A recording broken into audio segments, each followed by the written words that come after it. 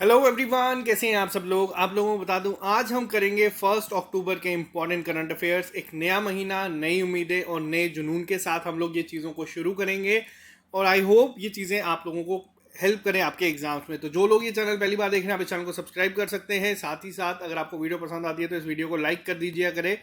अब यहाँ पे मैं एक चीज़ बता दूं, इस हफ्ते आप लोगों को 1 से 7 अक्टूबर तक जो करंट अफेयर की क्लासेस हैं वो मिलेगी ठीक रात के 9 बजे। पहले 10 बजे मिलती थी। रीज़न क्या है तो आपको बता दूं, हम लोगों ने आपको कहा था ये जो मॉक टेस्ट शेड्यूल आप लोग देख रहे हैं जेकेएसएसबी के द्वारा, हम लोगों ने 10 डे स्ट्रेटेजी बनाई थी, उसको हम फॉलो कर रहे हैं। तो उसका लाइव एनालिसिस जो होगा हर दिन के रात को 10 बजे हम लोग यहाँ पे लेके आएंगे और उस एग्जाम के रिलेटेड बात करेंगे, किस तरीके से तैयारी को और स्ट्रेटेजाइज किया जाए, अच्छे तरीके से इम्प्रूव किया जाए और जो 1 महीने का टाइम तकरीबन हमारे पास है इसको ऐसा यूटिलाइज किया जाए कि एग्जाम में हमारे मार्क्स बढ़े। तो ये काफ़ी इंपॉर्टेंट है। आज है फाइनेंस अकाउंट असिस्टेंट का mock test 6।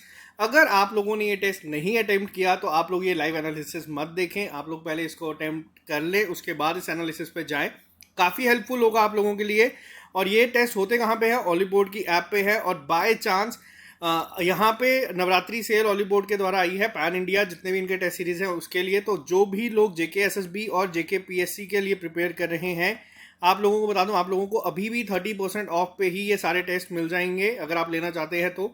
Video lecture, summary notes, test series आप ले सकते हैं। कोड यूज कर लेना वहाँ पे फेस्ट, तो आपको 30% डिस्काउंट मिल जाएगा। इसी के साथ साथ एक और चीज़ बताऊँ, आज ही जेकेएएस प्रीलिम का जो एग्ज़ाम डेट है वो आउट हुई है।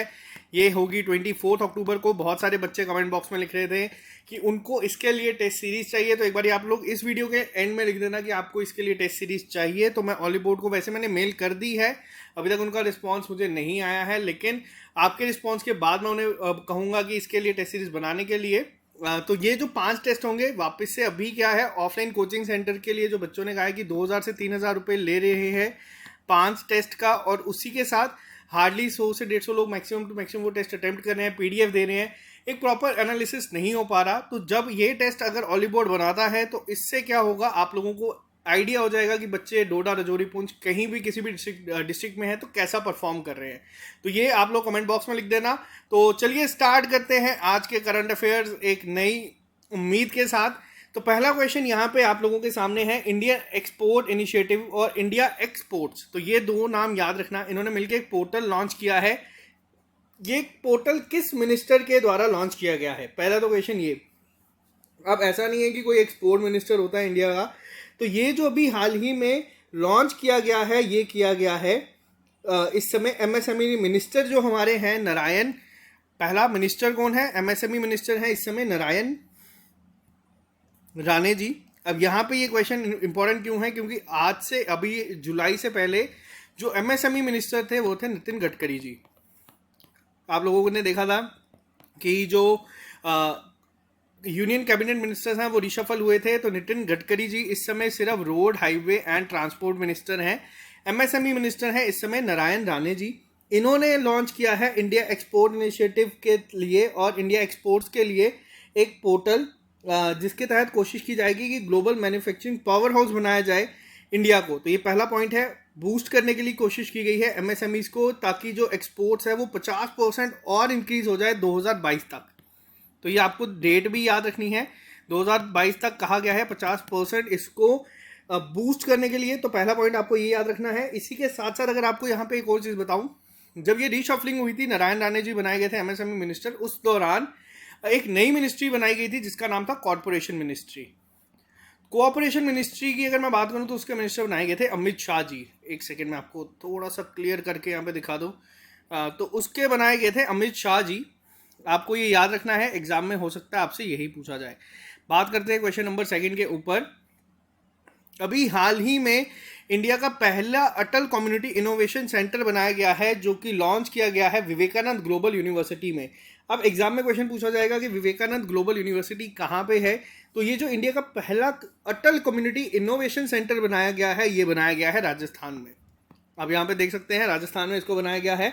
एम इसका क्या है, बेसिकली ये बनाया क्यों गया है? इसके तहत कोशिश की जाएगी कि सपोर्ट करी जाए जितने भी इनोवेटिव आइडियाज़ होते हैं और उनको एक बिग शेप में लेके आया जाए। क्योंकि देखो, अब ये SSS का जो आइडिया था, आज से 2.5 साल पहले मैंने शुरू किया था एक ट्राइपॉड और रफ शीट्स के साथ। टाइम के साथ ये बढ़ता गया है, मैं आज आपको यहाँ पे इस तरीके से पढ़ा रहा हूँ। तो इनोवेटिव आइडिया उस टाइम पे भी था, वैसे ही कोशिश की जाएगी कि अगर किसी के पास इनोवेटिव आइडियाज़ हैं तो उसको इस पोजीशन में लाया जाए ताकि वो कल को बड़े बन सके। तो ये एक याद रखना है। अब क्या ये अटल इनोवेशन मिशन अकेला किया गया है? नहीं, ये नीति आयोग ने इसमें साथ दिया है। नीति आयोग के चेयरपर्सन होते हैं प्रधानमंत्री, फिर वो जो मर्जी हो। अभी नरेंद्र मोदी जी हैं तो वो इस समय इसके चेयरपर्सन हैं।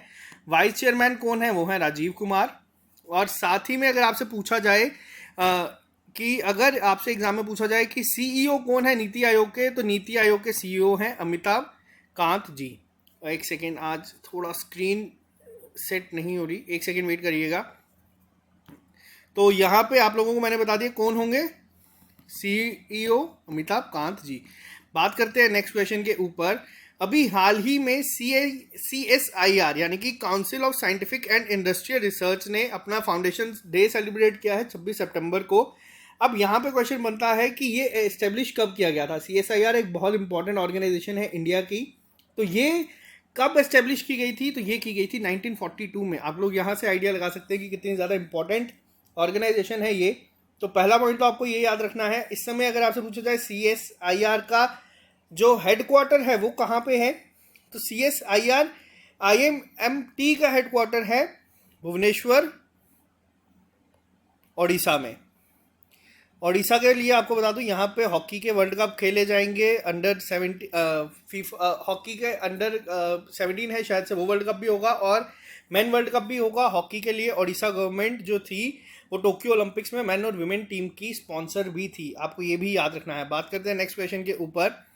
मोस्ट इंपॉर्टेंट क्वेश्चन है ये आज का। अभी हाल ही में रैंकिंग आई है कि digital quality of life index के लिए इंडिया का रैंक क्या है। दो चीज़ें आपको याद रखनी है जब भी आप इस तरीके के इंडेक्स देखते हैं। पहला तो आपको याद रखना है कि टॉप किसने किया है, और दूसरा आपको देखना है कि इंडिया का रैंक क्या रहा है। क्वेश्चन यहाँ पे पूछा गया इंडिया का रैंक क्या था, तो वो था 59।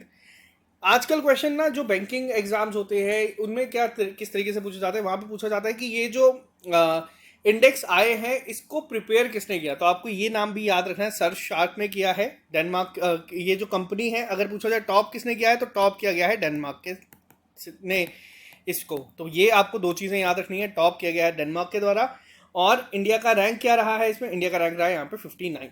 अब नेक्स्ट क्वेश्चन की अगर मैं बात करूँ तो नेक्स्ट क्वेश्चन बहुत ही ज़्यादा इंपॉर्टेंट है। Dairy tech startup Stellapps है एक। अब यहाँ पे क्वेश्चन क्या बनता है, यहाँ पे क्वेश्चन मैं आपको बताता हूँ।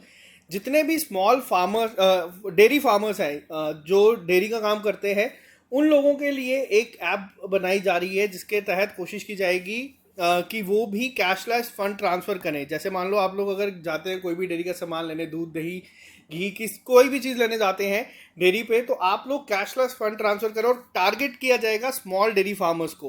तो पहला नाम याद रखना कौन है जो कर रहा है, वो है स्टेल एप्स। किसके साथ मिलके ये कर रहा है, इन्होंने अभी हाल ही में किया है, तो इन्होंने किया है एयरटेल पेमेंट बैंक के साथ। तो इसीलिए ये क्वेश्चन ना इस तरीके के इंपॉर्टेंट बन जाते हैं एग्जाम पॉइंट ऑफ व्यू से।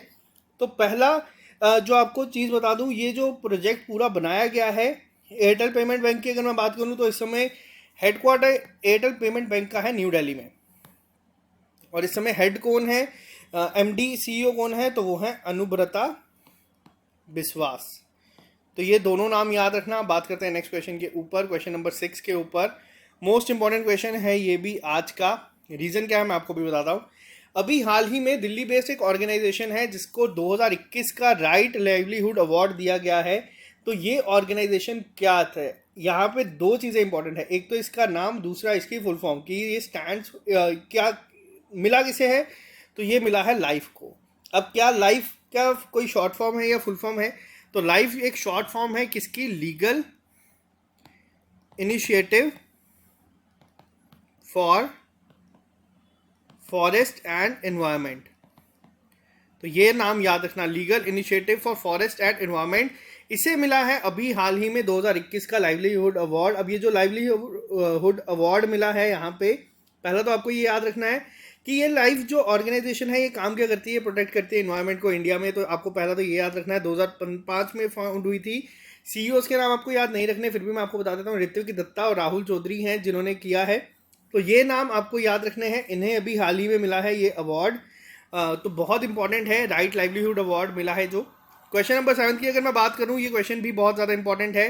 रीज़न क्या है इस क्वेश्चन के इंपॉर्टेंट होने का, तो ये जापान के 100th प्राइम मिनिस्टर बनाए गए हैं अभी हाल ही में। आपको इनका नाम याद रखना है, इनका नाम क्या है। तो एग्जाम में क्वेश्चन पूछा जाएगा कि जापान के 100th प्राइम मिनिस्टर किसे अपॉइंट किया गया है। तो जापान के 100th प्राइम मिनिस्टर जो है बनाए गए हैं, उनका नाम है यहाँ पे फ्यूमियो किशियादा। पहले कौन थे इनसे पहले जो पीएम थे उन्होंने रिजाइन कर दिया था, योशिडे सुगा ने। तो इनकी जगह जो बनाए गए हैं इंपॉर्टेंट इसलिए क्योंकि 100 पीएम है। वैसे भी जापान न्यूज़ में था, जापान में है टोक्यो में अभी ओलंपिक्स गेम हुए थे और साथ ही साथ में हुए थे पैरालंपिक्स गेम। तो इस पे एक क्वेश्चन आपको ज़रूर दिखेगा एग्जाम में, और ये दो क्वेश्चन पे, इन दोनों पे मैंने एक प्रॉपर वीडियो बनाई है, आप लोग जाके देख सकते हैं। ओलंपिक में इंडिया का रैंक क्या था, वो था 48th। एडिशन कौन सा था, वो था 32nd। और याद करने का सिंपल तरीका मैंने बताया था, इन दोनों को 2 से डिवाइड कर दो, इंडिया का वो था। पैरालंपिक्स का एडिशन था 16th और इंडिया का रैंक था 24th। आपको ये याद रखना है, सिंपल तरीके से आपको मैंने चीज़ें बताई हैं। सोमिटी और मैरिटोवा यहाँ पे जो थे वो मैस्कॉट थे। आपको मैस्कॉट्स को भी याद रखना है, एग्जाम में आजकल पूछा जाता है। बात करते हैं नेक्स्ट क्वेश्चन के ऊपर। अभी हाल ही में लैंडसैट 9 एक अर्थ मॉनिटरिंग सैटेलाइट जो लॉन्च की गई है लैंड सरफेस से, ये किसके द्वारा की गई है, तो ये लॉन्च की गई है लैंडसैट 9 की गई है इस बार नासा के द्वारा। अब एग्जाम में क्वेश्चन क्या पूछा जाता है, एग्जाम में पूछा जाता है डायरेक्ट कि लैंडसैट 9 जो अभी हाल ही में लॉन्च की गई है ये किसने की है। डायरेक्ट इतना पूछा जाएगा, अर्थ मॉनिटरिंग सैटेलाइट है, कहाँ से की है कहाँ से नहीं, ये नहीं पूछा जाएगा। तो ये की गई है नासा के द्वारा। अब नेक्स्ट क्वेश्चन जो यहाँ पे है ये मोस्ट इंपॉर्टेंट कैटेगरी का है। आप लोगों को अगर मैं यहाँ पे बोलूँ कि आप लोग इसको गेस करें तो आप लोगों को भी यहाँ पे थोड़ा सा कंफ्यूजन होगा गेस करने में भी। रीज़न क्या है मैं आपको बताता हूँ। सबसे पहला पॉइंट मैं आपको यहाँ पे जो दिखाऊंगा वो आप देखिएगा। अभी तक मैंने आपको एक चीज़ कही है कि आप लोगों को अगर क्वेश्चन दिखता है यहाँ पे सैटेलाइट पे, मिसाइल पे, इस तरीके के नाम से, तो आप लोग गेस कर सकते हैं चाइना। अभी हाल ही में वसोंग 8 जो है लॉन्च किया गया है एक हाइपरसोनिक मिसाइल। ये किस कंट्री के द्वारा किया गया, और ये आज का मोस्ट इंपॉर्टेंट क्वेश्चन है। रीज़न क्या है मैं आपको बताऊंगा। ये किया गया है चाइना ने नहीं, ये किया है नॉर्थ कोरिया ने।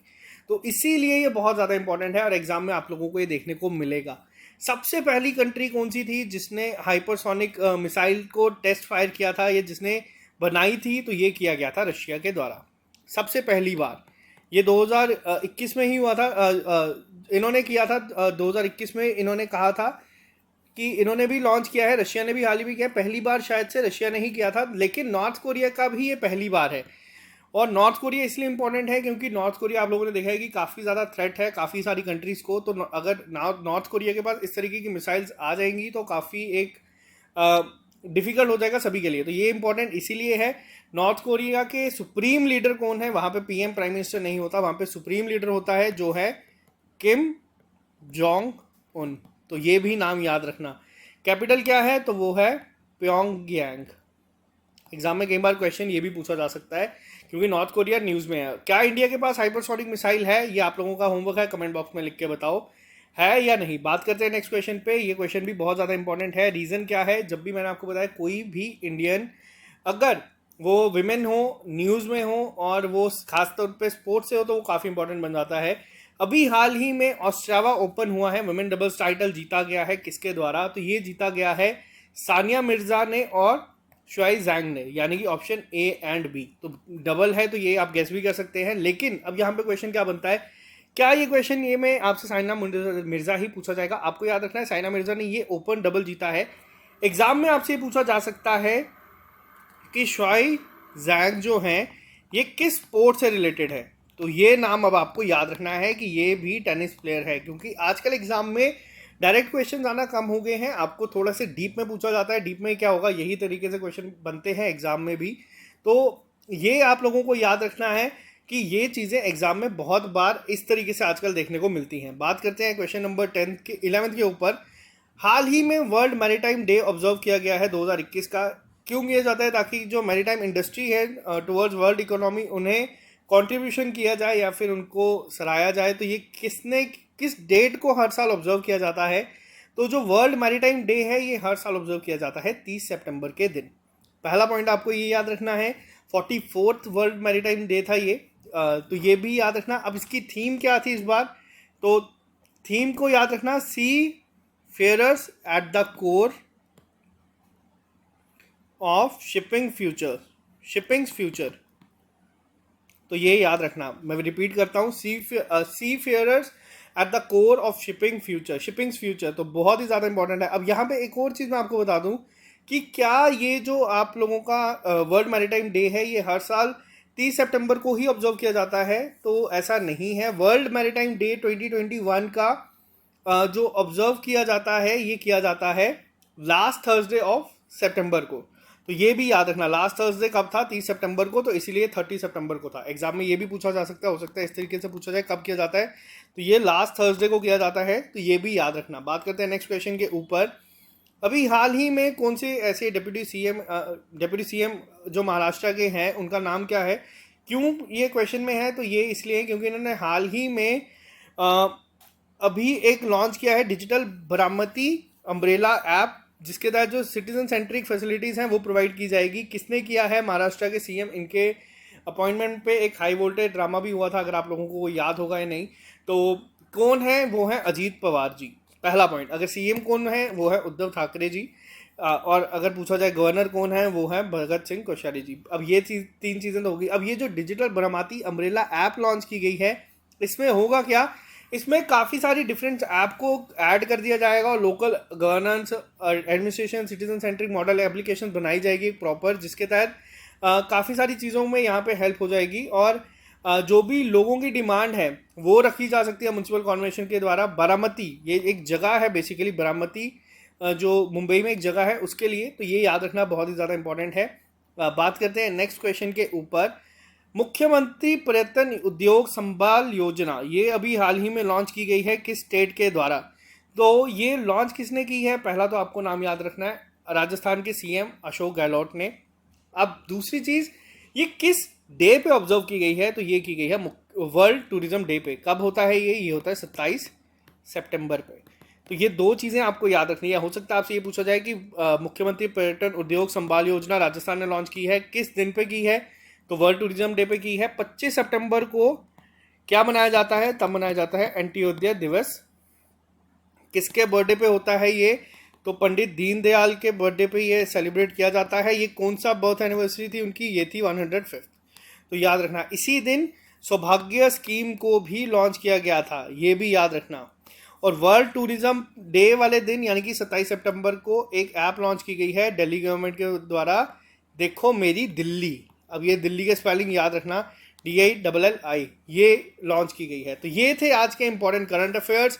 आई होप आप लोगों को ये लेक्चर पसंद आया है। अगर इस लेक्चर को पसंद आया है तो आप लोग इसको लाइक कर दीजिए, और अगर आप इस चैनल पर नए हैं तो इसको सब्सक्राइब कर लीजिए। बहुत जल्द मिलेंगे हम लोग ठीक 10 बजे लाइव सेशन के साथ, जिसमें हम लोग डिस्कस करेंगे जो भी एनालिसिस था, कैसे इम्प्रूव कर सकते हैं, क्या डिफ़िकल्टी लेवल था, स्टेट रैंक कितना अगर आपका है तो इसमें सही है, तो वो सारी चीज़ें हम वहाँ पर डिस्कस करेंगे। और 29 और 30 सितंबर के जो करंट अफेयर्स हैं ये कल आपको मॉर्निंग में मिल जाएंगे।